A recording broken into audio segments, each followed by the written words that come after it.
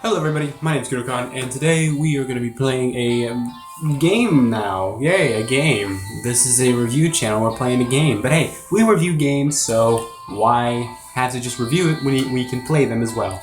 So today we're going to be playing a game called Everlasting Summer, which was originally a PC visual novel, but it's now come mobile, and it's made by Soviet Games. I think it's like a Russian company.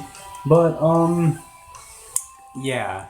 Dear Pioneer, you are on the verge of wondrous discoveries. The doors of the most wonderful place in the world, our favorite camp, Sovianok, have opened before you. You'll remember the session for the rest of your life. Welcome. Well, let's just jump straight into it because I got nothing better to do. So yeah, visual novels are basically like little things, are like, you know... Alright, I got the controls. But they're these little...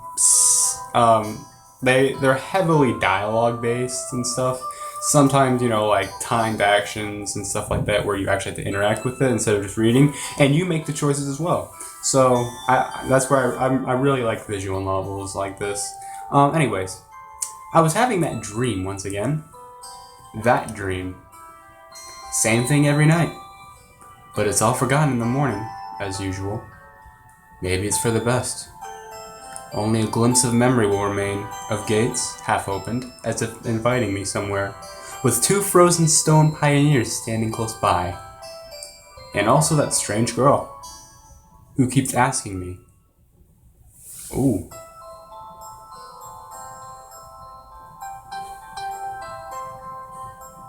I can't read that. I think this is like a Russian visual novel, or at least it takes place in Russia. Will you come with me? Come? But where? And why? And where am I, anyway? Of course, if it all happened in real life, I would certainly have been scared. Well, what else would one expect to feel? But this is just a dream. The same one I see every night. There must be a reason. You don't have to know where or why to realize something is really happening. Something desperately seeking my attention. Since everything that surrounds me here is real. As real as things in my own flat. I could open the gates, hear the hinges creak, brush the crumbling rust away with my hand, inhale the fresh cool air, and shiver from the cold. I could, but to do that, I would need to pick myself up, take a step, move my hand. But this is a dream. I understand that, but what of it? What does my understanding change? Because here, it's just like on the other side of the cracked screen of an old TV, which struggles to fight against static noise and strives to show its audience everything without missing a single detail. Okay, so basically, this is what he's seeing in his dream, just like this blur of an image with this right here. But what is this place? But the picture is getting blurry. Just said that. I must be waking up soon.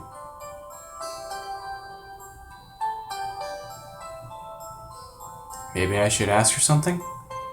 The girl. What's her name? About the stars, for instance. Why the stars, though?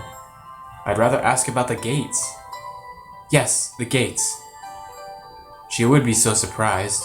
Or better, why the dot over an I was called a tittle, but the dot over a J was called a superscript dot. Going a little deeper? Nice letters. As if they don't exist anymore. Still, what do letters, gates, and stars have to do with this place? Kind of confusing me here. Because even if I'm having this dream every night, which will be forgotten soon anyway, I've got to look for answers here and now. And there, if you look carefully, you can see the Magellanic clouds. There's some words that I can't pronounce. I'm sorry. As if I'd ended up in the southern hemisphere. Are those the clouds in the background? What is going on? In a dream, there are the small things that catch your attention, in a natural color of grass, impossible curves of straight lines, or your own distorted reflection, while the real danger, which could put an end to everything right here and now, seems trivial. It's nature. It's natural. since here you cannot die. I know it for sure. I've done it hundreds of times. But if you cannot die, is there a point in living? Sometimes it's the other way around. If we die, what is the point in living? It's weird. Do people really... I wonder if people think both ways. I should ask the girl. She's a local. She should know. Yes, exactly. I should ask her about the owl, for example. That owl? What a strange bird it is. Though it doesn't matter. What is going... Will you come with me? And every time I have to answer. It's the only way, otherwise the dream will never end, and I will never wake up.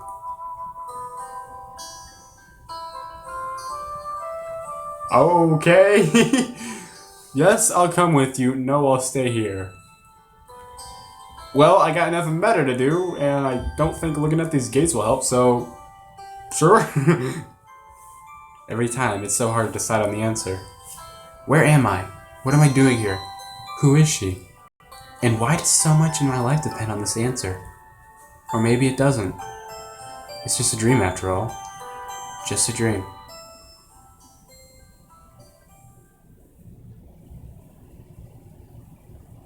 Alright, are we, Oh. Is that a keyboard? Yep. He's typing on it. It keeps blurring in and out. There's a monitor. Mug. What are you looking at? I swear, if I find him with a stash of Astolfo pics, who am I to be saying that? The computer screen stared at me as if it were alive.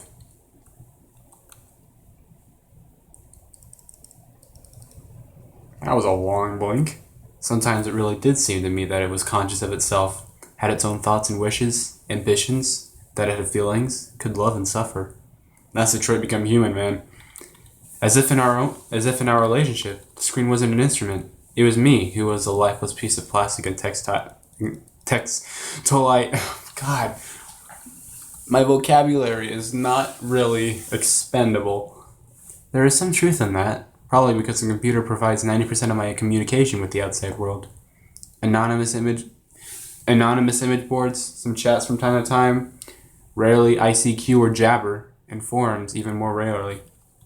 Rarely. I can never say that right. People on the other end of the internet cable simply do not exist. All of them are simply creations of its sick imagination, an error in the source code or a kernel bug, which started living a life of its own. It's an interesting way to think of it. A chandelier.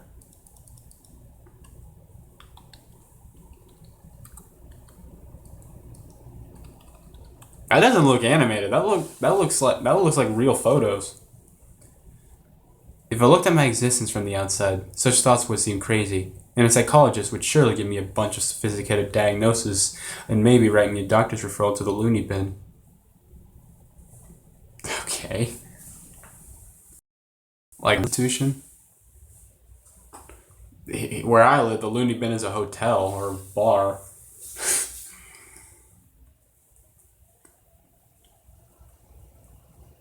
A small apartment with no signs of repair or any semblance of order in it, and always the same view out the window on the gray megalopolis running somewhere day and night. Such are the conditions of my life. So he lives in a big city. Here we go. Oh, jeez. Well, of course it didn't all start like this. I was born, went to school, and finished it, like all the others. I was accepted at a university where I spent a year and a half trailing behind and struggling.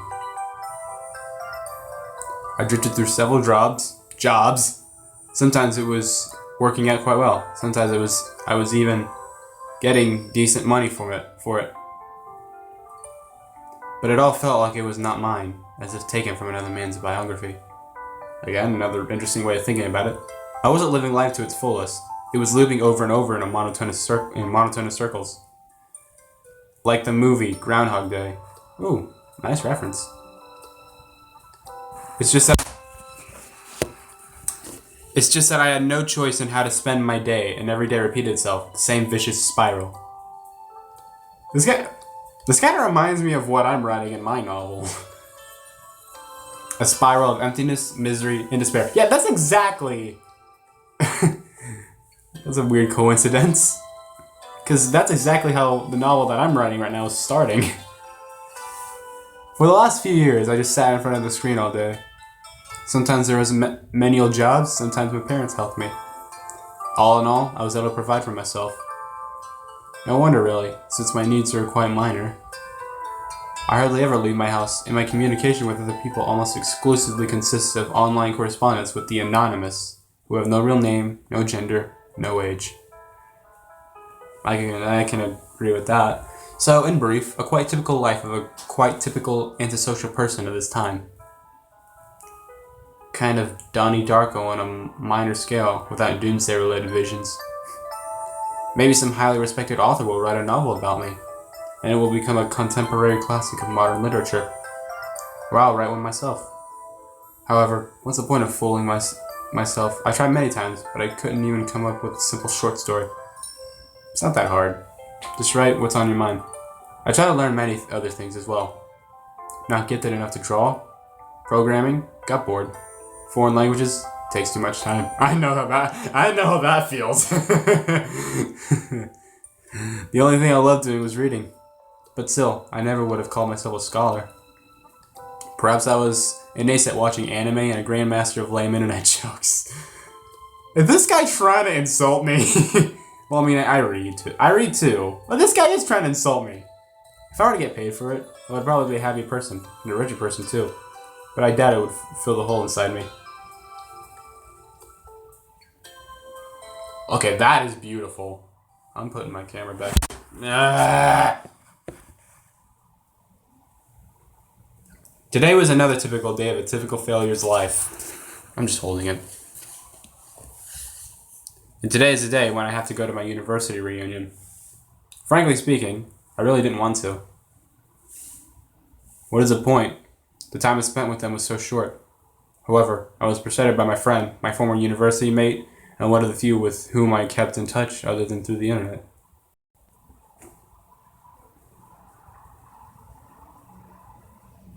That landscape was beautiful. Oh, it's so pretty.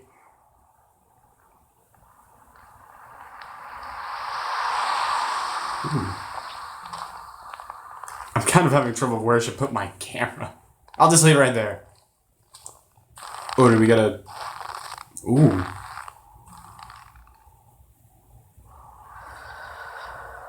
You're not looking too hot. Me in the future, guys. A frosty evening. Bus stop. Waiting. I never liked winter. I think it's good. Though hot summer is not my season either. Yes, I like fall. It's just that I see no reason to point out any particular time of the year. It doesn't matter what the weather is outside when you stay at home 24/7. Kind of, maybe. Unless there's like a big storm going on and it ends up blowing your house away. The bus today was running so late that I was about to curse it all and spend my last few hundred rubles for a taxi. The idea of just returning home didn't cross my mind for some reason. As usual, millions of thoughts through my mind, but there was not a single useful one to seize on. Such a thought that you could bring into existence, give a shape, turn into an idea, and put into practice. Maybe I could start my own business? But where would I get the money from? You said you get it from your parents. Or maybe I could go back to working in an office? No, enclosed spaces, I don't like working in that. No way, yep. Maybe I should try freelancing? But what skills do I have, and who would want me after all?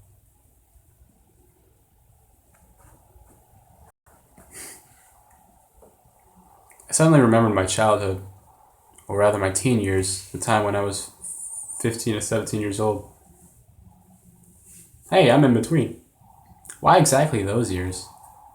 No idea. Maybe you're gonna like transform into that age again? I mean, you don't have a protagonist without a teenager. I guess it's because back then, everything was much more simple. It was easier to make decisions, so complicated now, and so simple then. Waking up in the morning, I knew exactly how my day was going to pass, and I always eagerly looked forward to the weekend. Then I could get some rest and have time for the things I liked. Computer, football, going out with friends. I used to do that back then. And then, at the beginning of next week, I'd take up my studies again. Back then, there was so much worrying questions like, why? Who needs it? What will change if I do it? Or what will not change? A simple lifestyle, so casual for any normal person, and so odd on myself today. That careless childhood age. It was also then that I met my first love. Her appearance and personality had vanished from my memory. Only her name remains, like a brief line from a social network profile, along with the feelings which overwhelmed me when I was with her. Affection, tenderness, the desire to care for her and to protect her. Sadly, it didn't last long. Once again, I know how that feels. Today, I can hardly imagine something like that happening. Again, I know how that feels. I would probably like to meet a girl, but I don't know how to start a conversation. What on earth to discuss and how to attract her? Well, I haven't met any suitable girls for a long time. But where could I meet one anyway? Can we go back to the pretty landscape? Yes. Oh no, it's the Fortnite bus. I better kill myself before I get on that thing. The sound of an engine brought me back to reality. A bus pulled over. There was something abnormal about it, I thought. Then again, it doesn't matter. Only the 410 runs this route. 410, is that a number we have to remember? Okay, that's a cool shot. I kind of want these shots for my wallpaper on my YouTube wall. Is this the transit bus from Call of Duty Black Ops 2? Streetlights pass me. It's as if their cold light sparks inside of me, trying to ignite feelings long dead. Hey, I see. Is that Hatsune Miku? I see you. Or maybe not ignite, just to wake them. Because those feelings, they have been living in me for a long time, slumbering and waking up again. The driver's radio was playing some very familiar tune, but I wasn't listening to it. I was watching the cars passing by through the fogged-up window. Because people are always rushing somewhere, chasing something they need, stuck in their own little worlds. Why would they care about mine? They probably have their own serious problems, or maybe they have much easier lives. You can't know for sure, since all people are different. Or are they? No, that's a good question. A lot of us are different, yet we also have the same. We might also have the same problems, or yeah. Sometimes someone's actions can easily be predicted, but if you try to look inside his soul, you only see impenetrable darkness. Once again, like, this guy's got interesting ways of thinking. The bus was approaching downtown, and my thoughts were interrupted by the bright city lights. Hundreds of billboards, thousands of cars, millions of people. And out of those hundreds of billboards, I see Hatsune Miku. I watched this light snow. I watched this light show, and somehow I got terribly sleepy. Have your long blink. My eyes closed just for a moment, and then...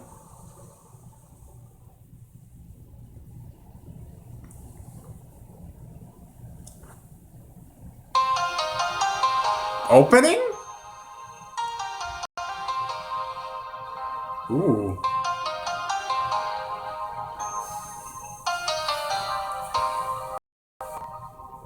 I didn't think we were gonna get animation in this.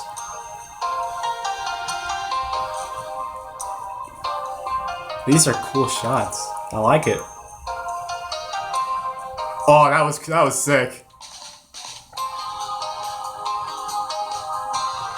Oh, that looks cool. Oh, that reminds me of how Yosuke no Sora opened up too, except it wasn't raining. Oh no, he's a hentai protagonist. I can't read that.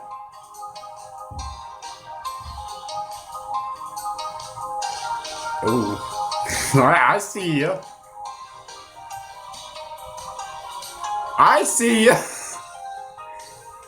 Is this a romance visual novel? She's a tsundere. Or maybe not. Maybe not? Just a tomboy? He looks like Hatsune Miku. Oh, I see someone. Does he have horns sticking out of his head? I guess that says Everlasting Summer. I can't read that. I can't read their names. What are their names? I didn't understand. Day 1. Ooh. Is this a thriller? I mean, it's rated T for blood and violence, language and sexual things, but the blood and violence got me intrigued. I was thinking of this thriller. Bright daylight struck my eyes. At first I didn't pay attention, as I wasn't fully awake yet. On their own, my legs carried me toward the door. Damn, looks like I fell asleep and missed my stop. Semyon. Is that a Chinese name? Russian name? I'm not... This is just me trying to figure this out. But there was no door. I looked around the bus and realized that it wasn't a good old worn out Leah's. Instead, the bus was an Icarus model. A new one. I froze in shock. How? What? Am I dead? Have I been kidnapped? No, I must be dead.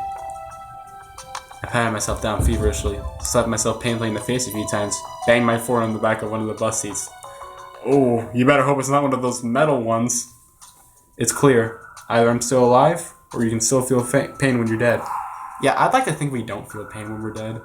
Well, then again, when we die, we get isekai to a hentai world, so maybe we still do feel pain there. But how could this happen? Maybe I slept for too long and ended up at the bus depot? Is that how you say it? Depot? Depot? I don't freaking know.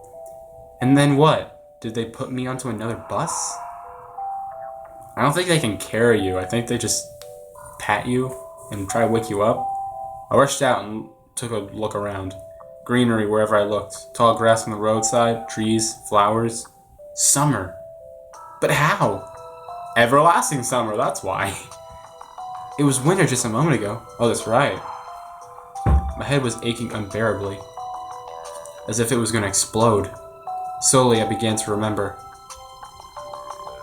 Yeah, you were on a bus and great background images too. Whoa. Yeah, that animation through that was cool. A long road running off into the distance. Forests, plains, fields, lakes, and forests again. Did Bob Ross paint this? I think I was sleeping, but then how can I remember all of it? And then, a gap. Some girl leaning over me. She softly whispered something into my ear. Then a gap again. And then another girl. And then another. And then another. And then another. And then I woke up here. Who was that strange girl? Or was she just a dream? For some reason, thinking about her made me feel better and calmed me down a little. I felt warmth all over, coming from the inside. Could it be her who brought me here? Then I need to find her! And the best place to look for her is away from here. I rushed to the left, then to the right, then stopped, hesitating over where to go. Finally, I ran to the direction from which the bus had probably come from.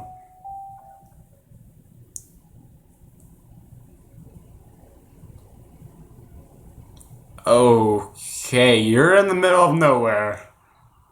Physical exercise does refresh one's mind. Thoughts become clearer, and it gets a little easier to evaluate the surrounding reality. Not in my case, however. I was sitting on the roadside, wheezing and trying to ease my sore throat by gulping breaths of hot air. That doesn't really help.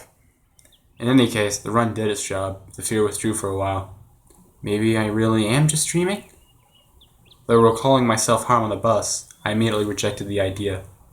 I am neither dreaming nor dead. A narrow road ran through the fields and far into the distance. That exact same road from my dream. I must be very far away from home. And it's not just that it was winter yesterday and it's summer now. It's the whole environment.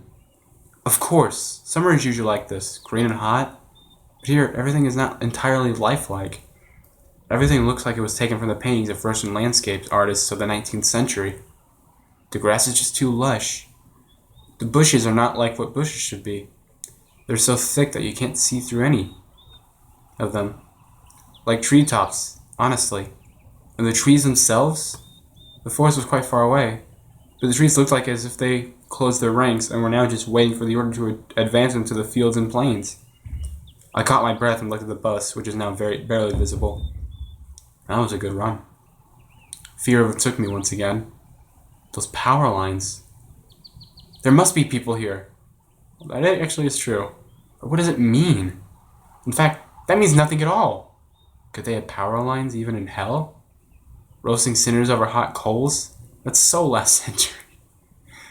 Okay, well, not unless you watch Sinister 2. Must have reached the point of no return, after which you should either lose your mind completely or finally try to understand what is going on. And while I have a choice, I should pick the second option. I slowly headed back to the bus. Of course it was scary. But I'm not likely to find an answer in the fields or the woods, and this wretched bucket of bolts is the only kind of link that I have with the real world. I'm getting thirsty. Oh, it's the gate. I should carefully scout the area. A brick wall. Sylvanok means owlet. I just needed water. A brick wall and its gates crowned with an owlet sign. Statues of pioneers standing on either side, and a roadside nearby showing the bus route number 410. The trip's taking a bit too long today. I smirked. That was the bus that we rode on 410. A person may start acting inappropriately in extreme situations. That's very true, especially in horror movies. Something like that is probably happening to me now. This place didn't look abandoned at all. No rust on the gates, no damage to the walls. Owlet. What could have a name like that? Is this like a prison or a camp or something? Judging by the pioneer statues, it could be a kid's summer camp. Oh, I didn't notice those. Moreover, it appears to be open. Of course, the simplest explanation, logically speaking, explains nothing at all. The strange girl, the altered bus, summer, the pioneer camp. Thousands of theories went through my mind instantly. From alien abduction to lethargic sleep, from hallucination to time and space shift. None was worse than the other. There was really no way to pick a single one. Then it occurred to me, I could try to make a phone call. To who? I took out my cell phone and dialed the first number from my contact list. Oh, no one? No service? But instead of single strength bars, the screen was showing a thick cross. Alright, there may be no signal in such a remote place. Though I cannot be the only one who came here. Well, the gates are open. The gates are open! Buses don't drive themselves. I examined the bus from all sides to make sure it wasn't a hallucination. Bits of dirt on the bottom, some rust here and there, faded paint and worn out tires. No, this is definitely a very ordinary Icarus, I'm gonna say that. Hopefully I'm saying that right. Yeah, exactly the kind of bus which takes you to place beyond your understanding if you carelessly fall asleep. I love the sarcasm. I gave a nervous chuckle. I did too. It came out by myself, sporadically. Because this wasn't the right place or time to laugh. But where on earth is the driver? I cautiously sat down on the curb beside the bus and started to wait. Could you move along? I'm running out of time cards. My patience didn't last long. My anxiety seemed to have reached its peak, and I started to go slightly mad. In such a situation, anyone would have probably felt something similar. Well, yeah, but people still hate the characters. Remember Subaru from ReZero and Shinji from Evangelion? They freak out in understandable ways, yet people still call them pussies. Aliens and parallel universes were gone from my imagination, leaving only void and darkness. Okay. Is this how everything will end? How my life will end? But I wanted to do so much. There were so many things that I had no time for yet. I was overwhelmed by this idea. This was definitely the end. But why? It's not fair. Surely I'm no worse than everyone else. God, Why? Oh, is that wind? That was a long blink, dude. Tears were burning my eyes unbearably. I curled up and started rolling in the grass. Oh, God. Why? What did I do? Why me? My cries were only heard by the speechless statues of the pioneers and a bird on a tree, which immediately flapped its wings and took off, crying out something in its own bird language, as if laughing at the idiot who dared to interrupt its after-dinner nap. I was left breathless from weeping and just lay silently. I see you, sobbing occasionally. Man, my phone battery's almost dead. After a while, I managed to pull myself together. My mind cleared up a bit, as if terror and the fear of death gave me a little break. All in all, if someone wanted to kill me, what is all this for? It doesn't look like an experiment either. If this is just some crazy coincidence, then there's probably no threat.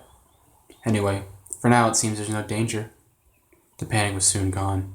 Of course, the blood was still pounding in my temples, and my hands were shaking, but at least I could think clearly now. I like this writing. Right now, there's nothing I can really change anyway. So no matter how much I think or how mad I get, it would only make things worse. Until some actual facts appear, there's really no point in making guesses. In any case, I won't learn anything by lounging around here.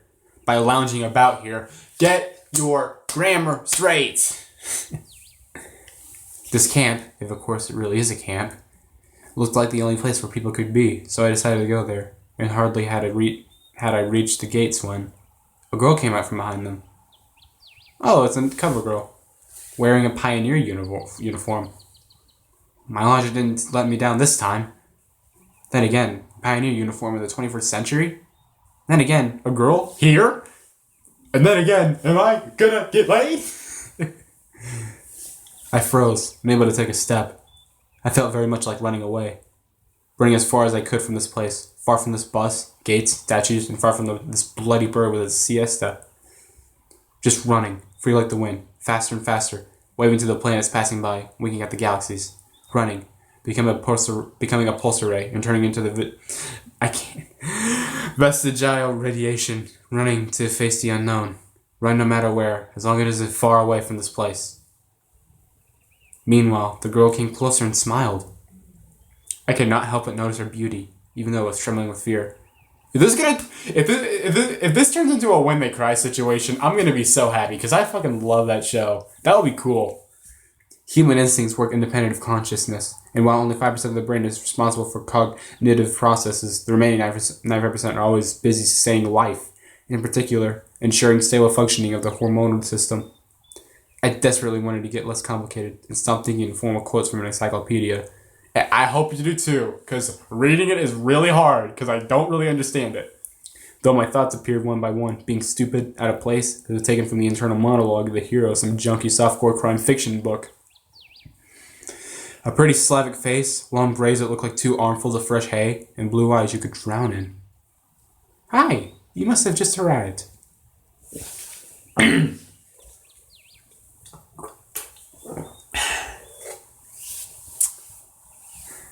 Reply, do not reply. I'm gonna reply, because I don't know what to do. Eeny, meeny, miny, mo. I was frozen in astonishment. I think I clicked no. The girl looked perfectly normal, just like an ordinary human, but I still could not utter a single word. It's too late to run. Did I say something wrong? It took a monumental effort to answer. Yeah. Wait, what? What? Oh, nothing. I mean, I've just arrived. I replied quickly, beginning to worry that I might have blurted out something wrong. All right then, welcome. She smiled broadly. Strange. It looked as if it was just another normal girl in front of me. Bah, I shouldn't have returned here. The wooden field seemed better. What shall I do next? Try to speak with her as if she was a human, or run away, or what? The blood was pumping unbearably in my head, tearing it apart from the inside. A little bit more and the poor pioneer girl would have splattered with the gruesome contents of my skull. Oh, would be splattered. What's so funny about that? The girl looked me over. It sent shivers down my spine, and my knees started to tremble. Nothing. Great then. Great? What's so great about that? Suddenly, a thought crossed my mind. To hell with it all. Forget about the bus behind me. The fact that it was winter yesterday and summer today. I want to rip off my itchy sweater and just accept that this is actually happening. Everything is as it should be. All this is for the best. Would you happen to know? You should go to our camp leader. She'll tell you everything. Look. You go straight out to the square, then turn left. You'll see several small cabins. She pointed at the gates, as if I knew what was behind them.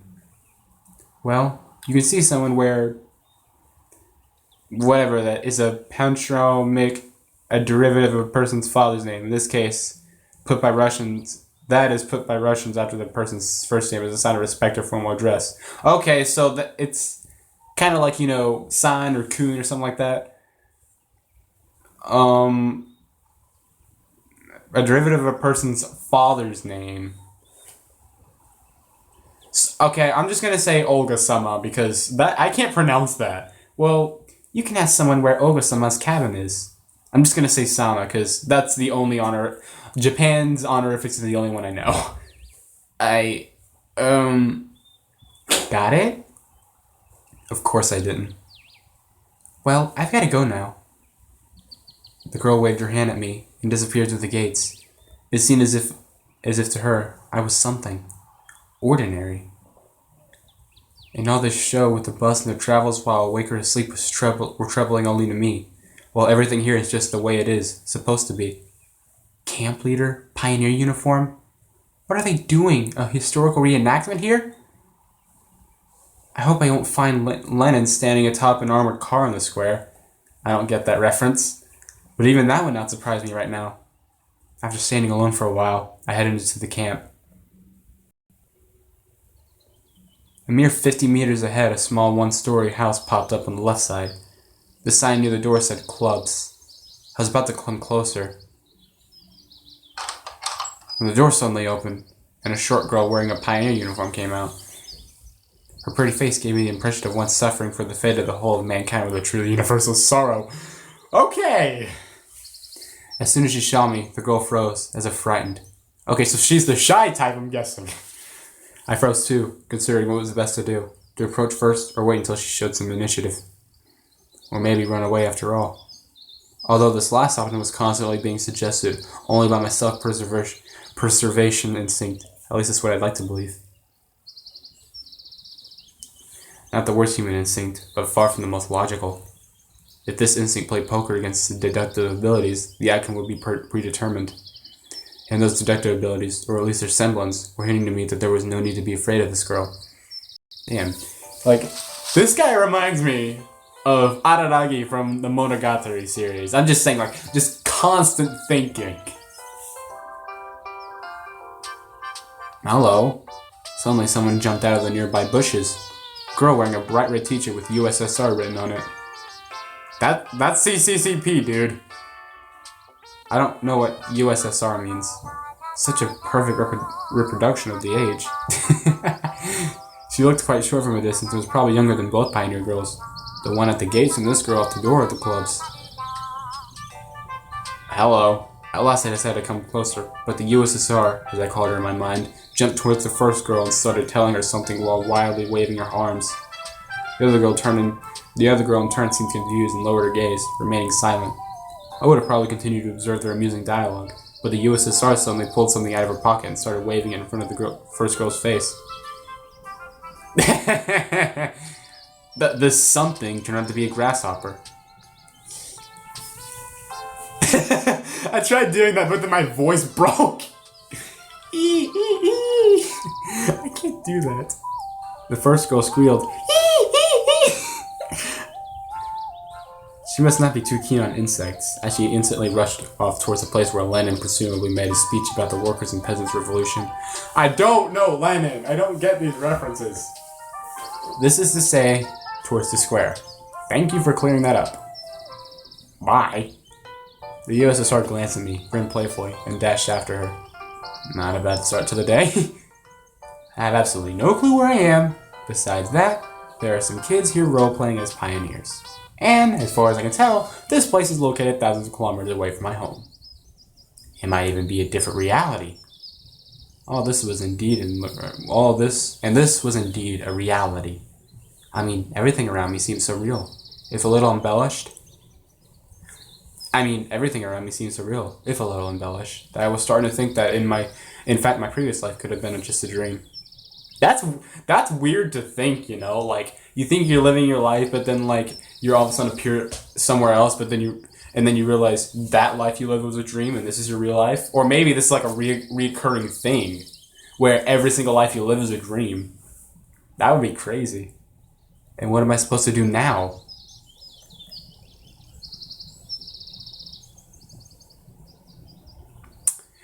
You know what? I'll tell you what I'm supposed to do. I'm probably supposed to be ending this video right now. I'm sorry, nothing really much happened in this, but it's definitely interesting. I can definitely see this like being like more of a character-driven story, more like a bunch of deep dialogue, kind of like Monogatari style talking, and yeah, I can definitely see this thing having a lot of themes, or maybe there's also a plot rolling around it as well, like a problem and solution. Like I can already see what's going on.